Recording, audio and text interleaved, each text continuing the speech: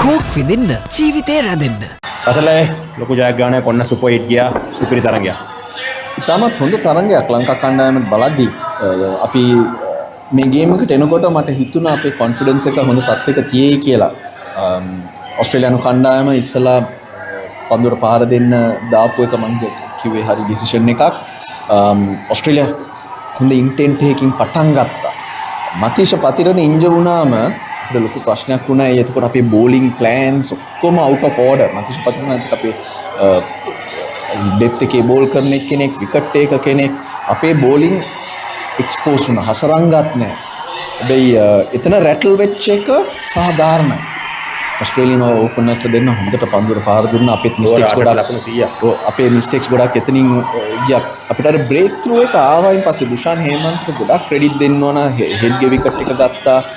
මිච් මාස් ගේ විකට් එක ගත්තා. අමාරුම වෙලාවල් වල එයාත් අලුත් ප්ලේයර් කෙනෙක්. එයා ගැන අපි කවුරුත් බලාපොරොත්තු තිබ්බේ නැහැ.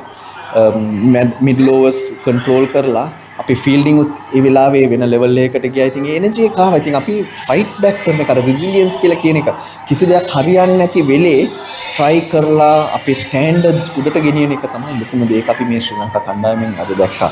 181 අපි කවදාවත් ලංකාවේ එච්චර හයි ස්කෝර් එකක් චේස් කරලා නැහැ. පැතුම් නිස්සංක ලකුණු අතරේ ලකුණු අතරේ ඉන්න එක අපේ කණ්ඩායමට ලොකු වාසියක්, අවශ්‍ය දෙයක්. යම් ගහපු පාරවල් එයාගේ ස්කෝර් කරපු විලාසෙ කියලා වැඩක් නෑ. so control and කුසල් මෙන්ඩිස් ආයේ මේ 350 is to hit responsibility එක අරගෙන ලංකාව කණ්ඩායම ලංකරා ස්කෝර් එකට පවන් රත්නායකත් ටෝර්නමන්ට් එක පික් කරද්දී අපි හිතුවේ නෑ යාට මේ වගේ දේවල් කරන්න පුළුවන් කියලා. but that's been a real revelation. අපිට දැන් confidence එක high level එක තිය. හැබැයි ප්‍රශ්න ටිකක් තියෙනවා. සෑහෙන ප්‍රශ්න තියෙනවා. මෙතන බෝලිං ඇටැක් එකත් එක්ක විශේෂයෙන්ම දැන් මම හිතන්නේ මතීෂ පතිරණට තරඟාවලිය අහිමි වෙන්න ගොඩක් වෙලා ඉඩ තියෙනවා. එතකොට මම දැන් අපේ බෝලර්ස් තුන්දෙනෙක් අවුට්. ඔව් දැන් ඒක අපි කොහොමද බැලන්ස් කරන්නේ, මේ කන්ඩිෂන්ස් වල කොහොමද අපි ඇටැක් කරන්නේ කියන එක ලොකු ප්‍රශ්නයක්. හැබැයි දවස් දෙක තුනක් තියෙනවා. මම කියන්නේ සිම්බාබ්වේ මැච් එකේ අපි ප්ලේයර්ස් ටිකක් රෙස්ට් කරලා අපි ප්ලෑන්ස් ටික හරි ගස්ස ගත්තට ප්‍රශ්නයක් නැහැ. හැබැයි මේ වගේ බැට් කරනවා නම් අපිට අපේ බෝලිං වලින් යන ලකුණු 20-25 මේ අවස්ථාවේදී අපේ දීක බෝලිං ඇටැක් එකක් තියෙන හින්දා මම කියන අපිට මේ කොන්ෆිඩන්ස් එකෙන් කවර් කරන්න පුළුවන් කියලා. තවටනේ නියම මිල සඳහන් ස්විස්ටෙක් නිෂ්පාදන මිලදී ගන්න. ස්විස්ටෙක් ගන්න ඕන හොඳම තීරණය. Pay with your phone. දැන් අසලේ පැතුම්ගේ ඉනින්ග්ස් එක ගත්තාම ලකුණු අතර හිටියේ නෑ. පෙර අසල හැමෝම කිව්වා he will come good in a big game කියන එක. අතර මේක පෙන්නවා. විශේෂයෙන්ම අද ගහපු පාරවල් එහෙම නිකන් අද අර පැතුම් ෆිනිෂ් කරන්න හිටියා. ගියර් මාරු කරා හරි වෙලාවට ඉනින්ග්ස් එක පටන් ගත්තී පැතුම් නිස්සංක පොඩක් ඇටැක් කරලා බෝලරට ප්‍රෙෂර් එක දාන්න බැලුවා. කුසල් මෙන්ඩිස් ඇවිල්ලා කන්ට්‍රෝල් කරන්න ගත්තම, ඉක්මනට ස්කෝර් කරන්න ගත්තම පැතුම් සෙකන්ඩ් ෆීල්ඩ් ගහුවා. ඊට පස්සේ තමයි එයා කන්ට්‍රෝල් කරගන්න ගත්ත. ඉතින් පවන් එක පාර්ට්නර්ෂිප් එකත් ඉක්මනටම රන්ස් ආවා. තව ෆැක්ටර් එකක් මම මෙන්ෂන් කරන්න ඕන. මේ ඩියු තිබ්බේ නැහැ. ඉතින් බෝලර්ස් ලගේ වේරියේෂන්ස් හරි ඩ්‍රයි පිච් එකේ හරි පොඩි ඉෆෙක්ට් එකක් තිබ්බා. මේ ටික ඔක්කොම අපේ අය ප්‍රොෆෙෂනලි টপ විදියට හැන්ඩල් කරා. ඉතින් මම හිතන්නේ අපිට ගොඩක් සතුටු වෙන්න පුළුවන් මැච් එකක්.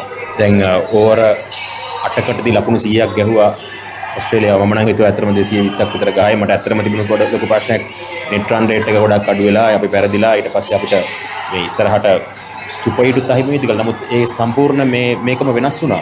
මේ විශේෂයෙන්ම ඒ හේමන්ත ගත්ත විකට් එකයි ඒ බෝලර්ස්ලාට මම හිතන්නේ වෙලාවේ දුන්න ක්‍රෙඩිට් එක. ඔව් විශ්වාසය තමයි ඉතින් ලොකුම දේ. වෙල්ලාලගේ වුණත් එක විකට් එකක් ගත්තට හොඳට බෝල් කරා ඒ වෙලාවේ. ලකුණු නවත්තන එක බැටර්ස්ලා ස්ට්‍රෝක්ස් ගහලා ලකුණු යනකොට ලොකු ප්‍රශ්නයක් වෙනවා 9 සෙට් එකට. හැබැයි අපි ඒක හොඳට හැන්ඩල් කරා. ඔස්ට්‍රේලියාත් මං හිතුවා හැම ඕවරෙම 10-12 ගහන්න හදපු එක ලොකු ප්‍රශ්නයක් වෙනවා.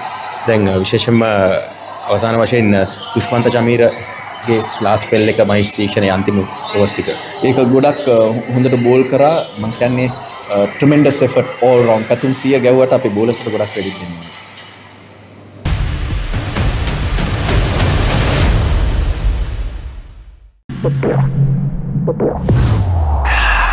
කෝක් විඳින්න ජීවිතේ රැඳෙන්න.